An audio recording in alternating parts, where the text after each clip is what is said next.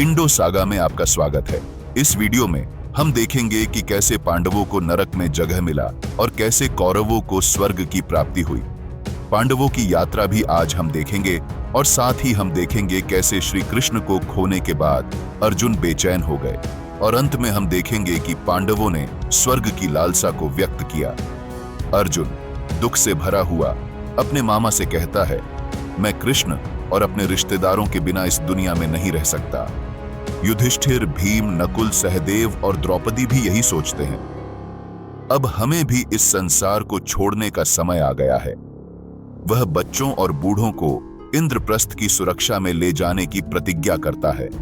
सुधर्म में जहां यदवाओं ने पहले भव्यता में इकट्ठा होते थे, अर्जुन दुख में अभिभूत होकर शोकाकुल मंत्रियों और ब्राह्मणों को संबोधित करता है। प्रस्थान की तैयारी करो, वह कहता है। समुद्र जल्द ही इस नगर को निगल जाएगा। अपनी संपत्ति और रथ इकट्ठा करो। कृष्ण के पोते वज्र साक्षात कृष्णप्रस्थ में आपका राजा होगा। हम सूर्योदय पर 7 दिन बाद प्रस्थान करेंगे।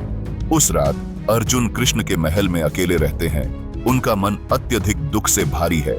सुबह होते ही वासुदेव योग द्वारा अपने शरीर को छोड़ देते हैं और सर्वोच्च लक्ष्य को प्राप्त करते हैं।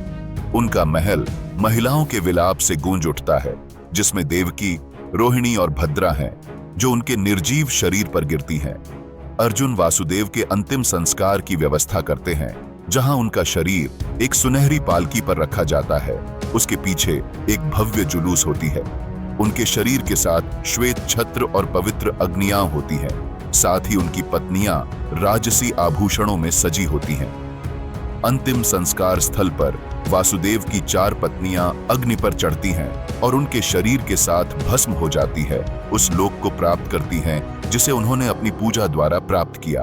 अर्जुन अंतिम संस्कार करता है। सुगंधित लकड़ियों और इत्र के साथ अग्नि को प्रज्वलित करता है। जब आग जलती है तब सामन भजन होते हैं और भीड़ का विलाप सुनाई देता है। वासुदेव के अग्नि संस्कार के बाद वज्र और राजसी महिलाएं तर्पण अर्पित करती हैं। अर्जुन दुख से भरा हुआ वृष्णियों के नरसंहार स्थल पर जाता है, जहां उसे बिखरे हुए शव दिखाई देते हैं। वह उनकी हड्डियों को इकट्ठा करता है। यह सुनिश्चित करता है कि उनका भी अग्नि संस्कार हो और सभी गिरे हुए नायकों के लिए उचित तर्पण अर्पित किया जाए। अर्जुन बलराम और कृष्ण के शवों को इकट्ठा करता है और उनके अग्नि संस्कार को सुनिश्चित करता है। वृष्णियों के लिए अंतिम संस्कार करने के बाद वह 7वें दिन इंद्रप्रस्थ के लिए प्रस्थान करता है। वृष्णि विधवाओं, बच्चों और बूढ़ों की एक शोकाकुल जुलूस का नेतृत्व करता है। पालकियां, हाथियों और पैदल योद्धाओं के साथ यह शोकपूर्ण भीड़ कृष्ण के पोते वज्र के साथ होती है। जब सभी द्वारका छोड़ते हैं तो समुद्र उठता है और नगर को निगल लेता है। लोगों को तेजी से कदम बढ़ाने के लिए प्रेरित करता है और वे कहते हैं, भाग्य का कोई पता नहीं है। अर्जुन उन्हें जंगलों, पहाड़ियों और नदियों से गुजारते हुए नेतृत्व करता है।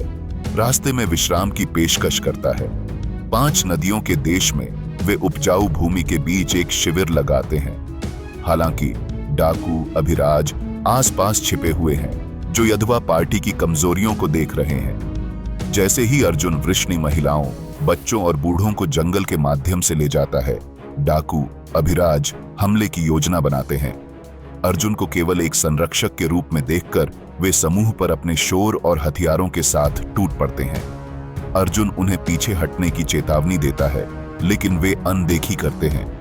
अपने गंडीव को तानने और अपनी दिव्य अस्त्रों को बुलाने में संघर्ष करते हुए अर्जुन एहसास करता है कि उसकी शक्ति कमजोर हो रही है।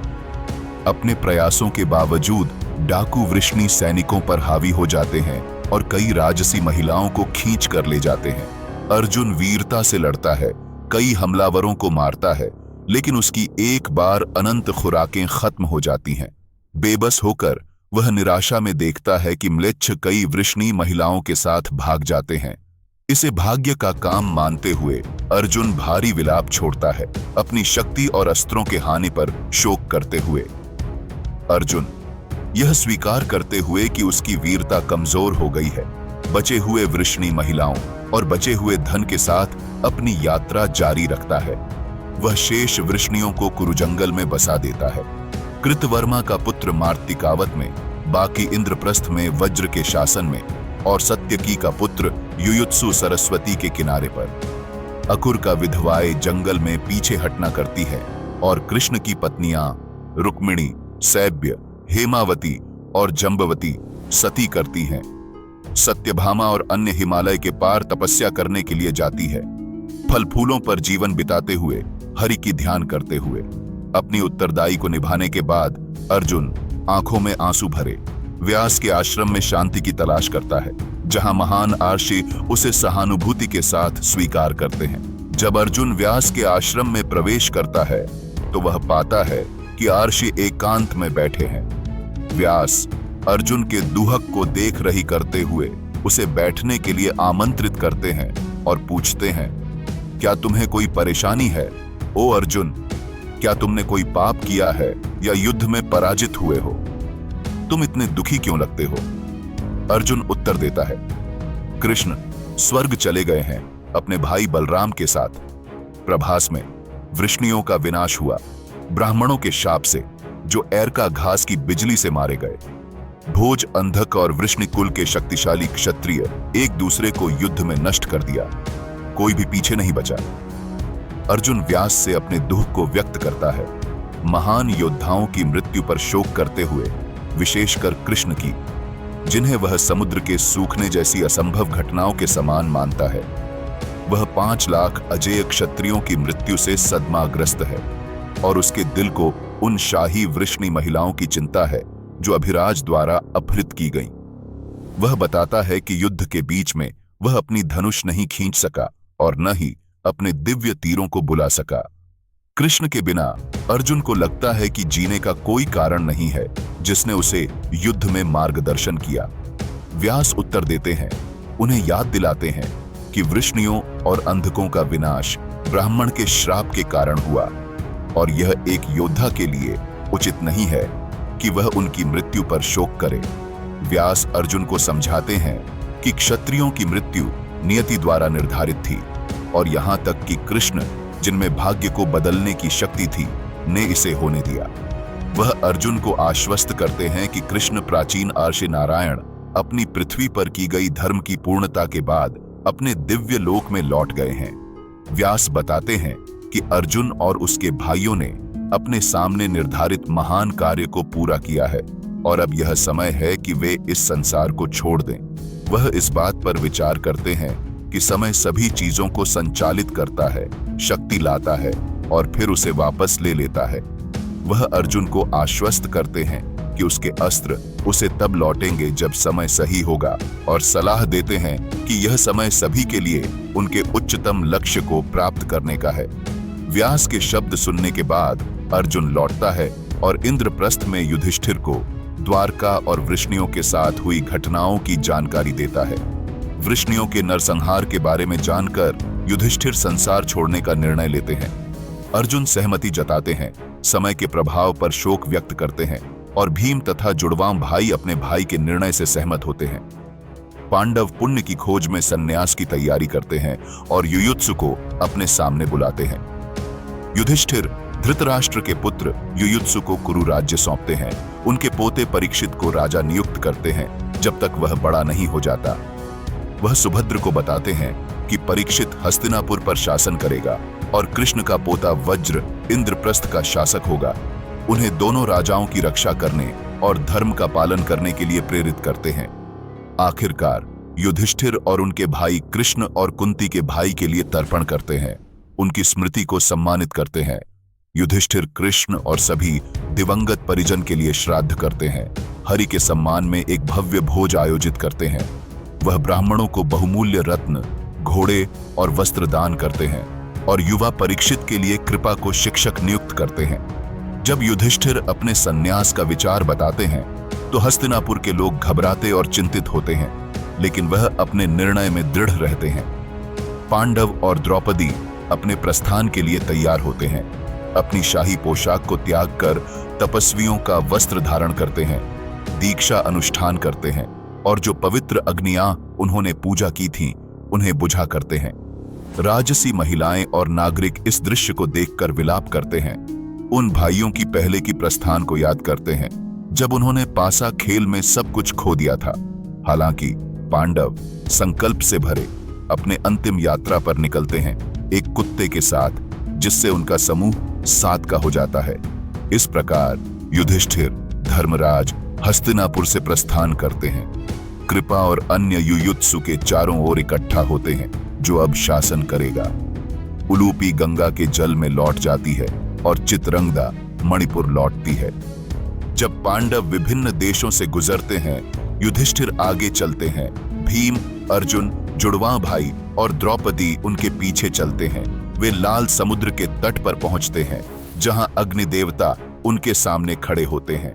वह अर्जुन को उसकी दिव्य धनुष, गांडीव और उसके अक्षय त्याग करने के लिए कहते हैं, क्योंकि अब उनकी आवश्यकता नहीं है। अपने भाइयों द्वारा प्रेरित होकर अर्जुन सहमति देता है, धनुष और खुराकों को लहरों में फेंक देता है। अपने कार्य को पूरा करने के बाद अग्नि गायब हो जाते हैं। पांडवों को अपनी यात्रा जारी रखने के लिए छोड़ देते हैं। पांडव अब दक्षिण की ओर बढ़ते हैं। नमकीन समुद्र के तट के साथ दक्षिण पश्चिम की ओर चलते हैं और दिव्य नगर द्वारका के स्थान पर पहुंचते हैं, जो समुद्र के नीचे गायब हो चुका है। इसके बाद वे उत्तर की ओर मुड़ते हैं, पृथ्वी पर अपने अंतिम तीर्थ यात्रा को जारी रखते हुए और अपने योग का पालन करते हैं। पांडव योग में डूबे हुए उत्तर की ओर यात्रा करते हैं, जब तक कि वे भव्य हिमवत तक नहीं पहुंच जाते। जैसे ही वे पवित्र मेरु पर्वत पर चढ़ते हैं, द्रौपदी अचानक योग से गिर जाती है और मर जाती है। भीम ने व्यथित होकर युधिष्ठिर से पूछा कि वह क्यों नष्ट हो गई, और युधिष्ठिर ने बताया कि अर्जुन के प्रति उसके पक्षपात के कारण उसका पतन हुआ।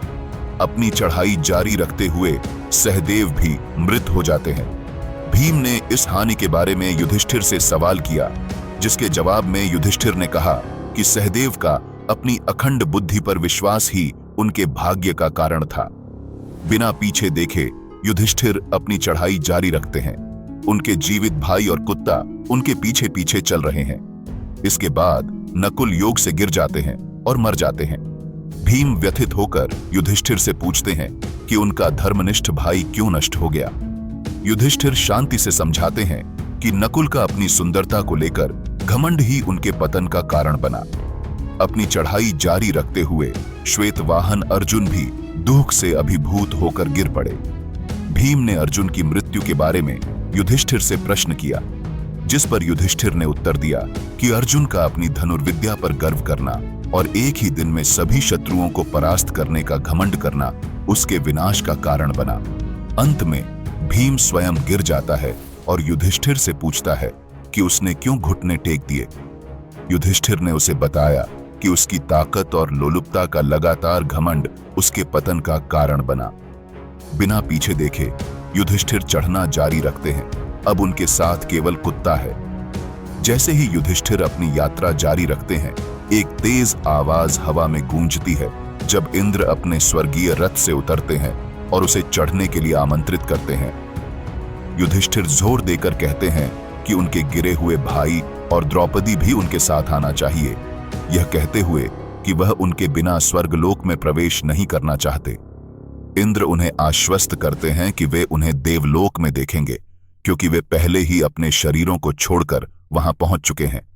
वह युधिष्ठिर को बताते हैं कि उनकी धर्मपरायणता के कारण वह अपने शरीर में स्वर्ग में प्रवेश करेंगे। हालांकि युधिष्ठिर उस कुत्ते को छोड़ने से मना करते हैं जो उनकी निष्ठा से अनुसरण कर रहा है। अपनी करुणा व्यक्त करते हैं। इंद्र बताते हैं कि स्वर्ग में उनके साथ यात्रा करने वाले लोगों के लिए कोई स्थान नहीं है और सुझाव देते हैं कि जानवर को छोड़ देना क्रूरता नहीं होगी। युधिष्ठिर, जो अपने धर्म के सिद्धांतों पर अडिग हैं, दृढ़ रहते हैं और अपने समर्पित साथी को छोड़ नहीं सकते। युधिष्ठिर दृढ़ता से घोषणा करते हैं कि एक निष्ठावान साथी को छोड़ना एक बड़ा पाप है। इसे ब्राह्मण की हत्या के बराबर मानते हैं। वह बताते हैं कि उन्होंने शरण मांगने वालों की रक्षा करने की प्रतिज्ञा की है और इस वचन को स्वर्ग में प्रवेश करने की खुशी के लिए नहीं तोड़ेंगे। इंद्र उन्हें कुत्ते को छोड़ने के लिए उकसाते हैं। उन्होंने कहा कि जो भी वस्त्र एक कुत्ते द्वारा देखे जाते हैं उन्हें क्रोधवासियों द्वारा ग्रहण किया जाएगा। युधिष्ठिर पलटकर कहते हैं कि मरे हुए लोगों के साथ न तो मित्रता होती है और न ही दुश्मनी, और चूंकि वह अपने भाइयों या द्रौपदी को जीवित नहीं कर सकते थे, इसलिए उन्हें उनके मरने पर उन्हें छोड़ना पड़ा। युधिष्ठिर के शब्दों पर कुत्ता धर्म देवता में रूपांतरित हो जाता है, सत्य के देवता। वह युधिष्ठिर की करुणा और सत्यनिष्ठा की प्रशंसा करते हैं, यह याद करते हुए कि एक पूर्व परीक्षा में युधिष्ठिर ने अपने अधिक शक्तिशाली भाइयों के मुकाबले नकुल को जीवित करने का चुनाव किया था। धर्म देवता घोषित करते हैं कि युधिष्ठिर ने समर्पित कुत्ते के लिए स्वर्गीय रथ और स्वर्ग को छोड़कर अपने आप को पार कर लिया है। वह युधिष्ठिर को आश्वस्त करते हैं कि वह अनंत सुख की सभी लोगों के वारिस होंगे। धर्म देवता युधिष्ठिर की प्रशंसा करते हैं, यह पुष्टि करते हुए कि उनकी करुणा ने उन्हें दिव्य पुरस्कार अर्जित किया है। इंद्र युधिष्ठिर को अपने रथ पर चढ़ने के लिए आमंत्रित करते हैं और वह स्वर्ग की ओर उड़ जाते हैं, अपनी महिमा में नहाते हुए। देवताओं की सभा में नारद घोषणा करते हैं कि युधिष्ठिर ने अपने आचरण और धर्म द्वारा सभी राजर्षियों को पार कर लिया है, अपने मानव शरीर में स्वर्ग में प्रवेश का दुर्लभ सम्मान प्राप्त किया है। इसके बावजूद युधिष्ठिर केवल अपने भाइयों के साथ रहने की इच्छा व्यक्त करते हैं, चाहे उनकी भाग्य कोई भी हो। इंद्र उन्हें स्वर्ग में अपने नए जीवन को अपनाने के लिए प्रेरित करते हैं, लेकिन युधिष्ठिर जोर देकर कहते हैं कि वह अपने भाइयों और द्रौपदी से अलग नहीं रह सकते। वह चाहते हैं कि वे जहां भी हों उनके साथ जुड़ जाए। देवलोक पहुंचने पर युधिष्ठिर ने दुर्योधन को देवताओं के बीच एक मेधावी सिंहासन पर बैठे देखा। क्रोध से भरकर युधिष्ठिर यह कहते हुए पीछे हट गए कि वह दुर्योधन के साथ सुख के क्षेत्र को साझा नहीं करना चाहते हैं, जिसने उनके परिवार विशेषकर द्रौपदी को अत्यधिक पीड़ा और अपमान दिया। नारद मुस्कुराते हुए युधिष्ठिर को ऐसी शत्रुता न रखने की सलाह देते हैं और उन्हें याद दिलाते हैं कि स्वर्ग में सभी शत्रुताएं समाप्त हो जाती हैं। वह युधिष्ठिर को दुर्योधन के प्रति अपनी भावनाओं पर पुनर्विचार करने के लिए प्रोत्साहित करते हैं। नारद ने युधिष्ठिर को बताया कि दुर्योधन अपने गलत कामों के बावजूद देवताओं के बीच पूजा जाता है, क्योंकि वह अपने क्षत्रिय धर्म को निभाते हुए युद्ध में मारा गया था।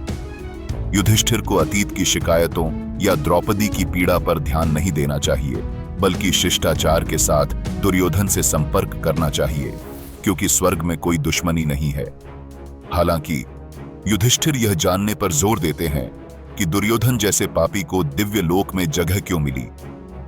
वह अपने भाइयों और कर्ण, धृष्टद्युम्न और सात्यकी जैसे अन्य महान क्षत्रियों के साथ साथ विराट, द्रुपद, शिखंडी और अभिमन्यु सहित पांचाल के महान योद्धाओं को देखने की इच्छा व्यक्त करता है। वह उन लोगों को ढूंढना चाहता है जिन्होंने अपने गुणों को कायम रखा और सम्मान के साथ मरे। युधिष्ठिर अपने महान भाइयों जैसे कर्ण, युद्धामन्यु और उत्तम मौज के स्वर्ग में न होने पर शोक करते हैं। वह व्यक्त करते हैं कि वह उनके बिना स्वर्ग में नहीं रह सकते। अपने दुख पर विचार करते हुए वह अपनी मां के शब्दों को याद करते हैं, जो कर्ण अपने भाई का सम्मान करने के लिए कहती थीं, और उन्हें यह महसूस होता है कि उनके जीवन के दौरान उन्हें पहचान न पाने के लिए गहरा पछतावा है। वह मानते हैं कि अगर वह और कर्ण एक साथ खड़े होते तो कोई भी उन्हें युद्ध में पराजित नहीं कर सकता था। युधिष्ठिर कर्ण को देखने की इच्छा रखते हैं, जिसे उन्होंने गलती से मारा था। साथ ही अपने अन्य भाइयों भीम, अर्जुन और जुड़वां भाई, जो उनके लिए जीवन के समान प्रिय हैं। वह अपनी रानी द्रौपदी को भी देखने के लिए तरसते हैं। युधिष्ठिर व्यक्त करते हैं कि वह अपने भाइयों और द्रौपदी के बिना स्वर्ग में नहीं रह सकते, और यह कहते हैं कि उनके लिए यह कोई स्वर्ग नहीं है। देवता उनकी इच्छा को स्वीकार करते हुए युधिष्ठिर को उनके परिजनों तक ले जाने के लिए एक दिव्य दूत को निर्देश देते हैं। जब वे यात्रा करते हैं तो रास्ता अंधेरा और भयानक हो जाता है। पापियों द्वारा चलाया गया एक मार्ग, हवा में सड़ते शवों की दुर्गंध घुली हुई है और चारों ओर भयानक दृश्य है। हड्डियां, विकृत शरीर और यातना सहन करने वाली आत्माएं। युधिष्ठिर इस दृश्य से अभिभूत होकर एक उबालती हुई नदी, कांटेदार पेड़ और उबलते तेल के कड़ाहों को देखता है जिनमें पापी भयानक दंड सहन कर रहे हैं। इन भयावहताओं से परेशान होकर वह दूत से पूछता है कि उन्हें और कितनी दूर जाना है और उसके भाई कहाँ हैं। दूत प्रकट करता है कि स्वर्ग के निवासियों ने उसे इस स्थान पर रुकने का आदेश दिया है। दूत युधिष्ठिर को बताता है कि वे एक भयानक स्थान पर पहुंच चुके हैं और यदि वह थके हुए हैं तो वह वापस लौट सकते हैं। भयावहता और दुर्गंध से अभिभूत होकर युधिष्ठिर लौटने का निर्णय लेते हैं। हालांकि उन्हें अंधेरे से कराहती आवाजें सुनाई देती हैं जो उनकी करुणा और उपस्थिति के लिए प्रार्थना करती हैं। दुखी आवाजें बताती हैं कि उनकी उपस्थिति उन्हें राहत और सांत्वना देती है। उनकी पीड़ा से प्रभावित होकर युधिष्ठिर पुकारते हैं, यह जानने की इच्छा करते हैं कि वे कौन हैं। आवाजें उत्तर देती हैं, अपने आप को कर्ण, भीम, अर्जुन, नकुल, सहदेव, दृष्टद्युम्न, द्रौपदी और पांडवों के पुत्र के रूप में प्रकट करते हैं। युधिष्ठिर निराशा में डूब जाते हैं, इन महान आत्माओं के भाग्य पर शोक करते हैं। यह प्रश्न करते हैं कि कौन से पाप ने उन्हें इस दुर्गंधित और यातना भरे भाग्य में डाल दिया। वह समझ नहीं पाते कि क्यों शुद्ध धर्म वाले लोग इस नरक में सहन करने के लिए मजबूर हैं। युधिष्ठिर चकित और क्रोधित होते हैं जब वह सोचते हैं कि क्यों दुर्योधन, एक पापी, इंद्र के दरबार में समृद्धि का आनंद लेता है जबकि उनके महान भाई नरक में दुखी हैं। वह उनके सत्य, वैदिक सिद्धांतों और क्षत्रिय धर्म के प्रति निष्ठा को याद करते हैं। यह प्रश्न करते हैं कि उनके भाग्य की न्यायता क्या है। दुख और क्रोध से अभिभूत होकर वह दिव्य दूत का सामना करते हैं, यह घोषणा करते हुए कि वह अपने भाइयों को छोड़ने से मना करते हैं जो उनकी उपस्थिति में सांत्वना पाते हैं। वह यह व्यक्त करते हैं कि वह उनके साथ रहेंगे, चाहे इसके परिणाम कुछ भी हों। दूत इंद्र के पास लौटता है। युधिष्ठिर के विरोध और इस भावनात्मक उथल-पुथल के दौरान उन्होंने जो कुछ कहा है बताते हुए युधिष्ठिर मुश्किल से नरक में रह पाते हैं। तभी देवता इंद्र के नेतृत्व में और धर्म देवता सहित वहां पहुंचते हैं, अंधकार को दूर करते हैं और पापियों की चीखें चुप कर देते हैं। नरक की पीड़ादायक तत्व जैसे वैतरणी नदी और विकृत शव अदृश्य हो जाते हैं और उनकी जगह एक सुगंधित ठंडी वायु आ जाती है। इंद्र युधिष्ठिर को आश्वस्त करते हैं, यह घोषणा करते हुए कि नरक की भ्रांतियां समाप्त हो गई हैं और वह अनंत सुख के लोकों को प्राप्त कर चुके हैं। वह युधिष्ठिर को सलाह देते हैं कि उन्हें क्रोध में नहीं आना चाहिए, यह बताते हुए कि हर राजा को नरक का अनुभव करना पड़ता है। अच्छे और बुरे दोनों का समावेश बहुतायत में है और किसी को अपने अच्छे कर्मों के फल का आनंद लेने के बाद नरक सहन करना पड़ता है, जबकि जो पहले दुख भोगते हैं वे अंततः स्वर्ग का मार्ग पा सकते हैं। इंद्र युधिष्ठिर को बताते हैं कि उन्होंने उन्हें अपनी भलाई के लिए नरक का अनुभव करने भेजा था, यह याद दिलाते हुए कि युधिष्ठिर ने द्रोण को धोखा देकर कहा था कि उनके पुत्र अश्वत्थामा मर गया है। यह असत्य युधिष्ठिर को नरक की भयानकताओं का सामना करने का कारण बना, एक भाग्य जो भीम, अर्जुन और द्रौपदी के लिए भी साझा किया गया, प्रत्येक ने अपने अपने अपराधों के लिए। हालांकि इस अनुभव के माध्यम से उन्होंने अपने पापों से मुक्ति पाई है और अब स्वर्ग में निवास कर रहे हैं। इंद्र युधिष्ठिर को अपने भाइयों और अन्य महान योद्धाओं को देखने के लिए आमंत्रित करते हैं जिन्होंने अपने उचित सम्मान की जगह प्राप्त की है, जिसमें कर्ण भी शामिल है जो अब महान आनंद ले रहे हैं। इंद्र युधिष्ठिर को अपने दुख को छोड़ने और उनकी धर्मपरायणता के पुरस्कारों को अपनाने के लिए प्रेरित करते हैं। वह युधिष्ठिर को आश्वस्त करते हैं कि उन्हें दिव्य प्राणियों की सेवा मिलेगी और वह अन्य राजाओं की तुलना में अधिक लोकों का आनंद लेंगे। इंद्र उन्हें पवित्र आकाश गंगा की ओर निर्देशित करते हैं, यह वचन करते हुए कि इसके जल में स्नान करने से वह अपनी भौतिक प्रकृति को छोड़ देंगे और जो दिव्य पुरस्कार उन्होंने अर्जित किए हैं उनका पूर्ण आनंद लेंगे। इंद्र युधिष्ठिर को आश्वस्त करते हैं कि वह संघर्ष और दुख से मुक्त होंगे और उनकी बीमारियों पर विजय प्राप्त करेंगे। धर्म देवता फिर युधिष्ठिर की अटल भक्ति, सत्यनिष्ठा, क्षमा और आत्मनियंत्रण की प्रशंसा करते हैं। वह प्रकट करते हैं कि युधिष्ठिर के परीक्षण उनके चरित्र की परीक्षाएं थीं। दवैत वन में ब्राह्मण के बांस की टहनियों को पुनः प्राप्त करना, जब उसके भाई गिरे उस समय कुत्ते के रूप में परीक्षण, और अपने भाइयों के लिए नरक में रहने की प्रतिज्ञा। धर्म पुष्टि करते हैं कि युधिष्ठिर और उनके भाइयों को नरक में रहने का कोई हक नहीं था। उनके अनुभव इंद्र द्वारा बनाई गई भ्रांतियां थीं। वह युधिष्ठिर को पवित्र आकाश गंगा के जल में स्नान करने के लिए आमंत्रित करते हैं। स्नान करने के बाद युधिष्ठिर अपना मानव रूप छोड़कर एक दिव्य रूप धारण करते हैं। दुहक और दुश्मनी से मुक्त, देवताओं और राशियों की प्रशंसा के बीच वह एक पवित्र स्थान पर पहुंचते हैं, जहां पांडव और धृतराष्ट्र अपने उचित स्थानों का आनंद लेते हैं। देवताओं द्वारा प्रशंसित युधिष्ठिर वहां पहुंचे जहां महान कुरुसोत्तम एकत्र हुए थे। वह सबसे पहले कृष्ण को सगुण ब्रह्म के रूप में उनके वास्तविक रूप में देखते हैं, जो सुदर्शन चक्र से सुशोभित हैं। युधिष्ठिर उन्हें उसी कृष्ण के रूप में पहचानते हैं जिन्हें वे पृथ्वी पर जानते थे।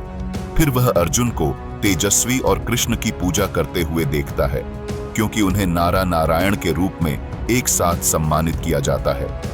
युधिष्ठिर ने 1 दर्जन सूर्यों के समान चमकते कर्ण और भीमसेन को भी देखा, जो मरुत और वायु के साथ बैठे थे। दोनों दिव्य प्रकाश फैला रहे थे। अश्विन के साथ में वह नकुल और सहदेव को पाता है। दोनों अपने आप में उज्ज्वल हैं। युधिष्ठिर ने कमल की मालाओं से सुशोभित सूर्य के समान तेजस्वी पांचाली को देखा। जब वह उसकी पहचान पर सवाल उठाता है तो इंद्र बताते हैं कि वह श्री है, जो युधिष्ठिर की प्रसन्नता के लिए द्रुपद के वंश से भगवान शिव द्वारा बनाई गई पवित्र अग्नि से पैदा हुई थी।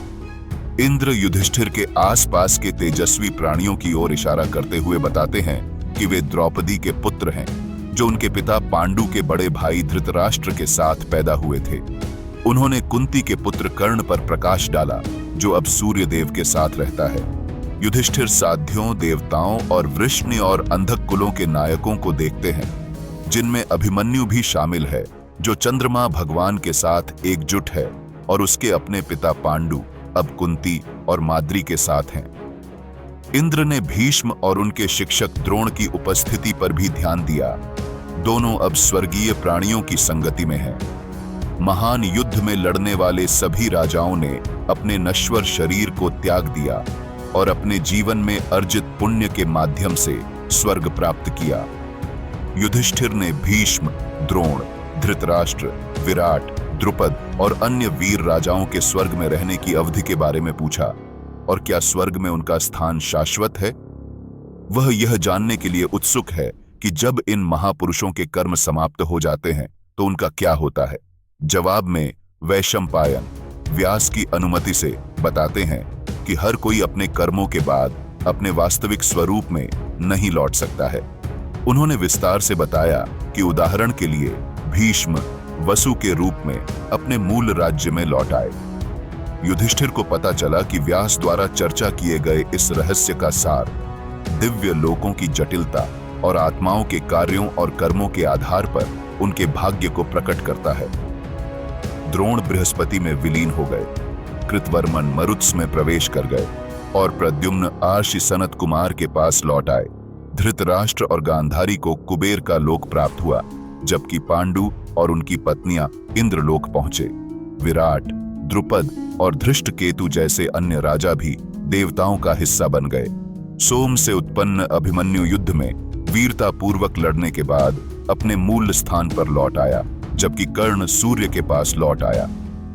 शकुनि द्वापर में और धृष्टद्युम्न अग्नि में विलीन हो गए, राक्षस बन गए।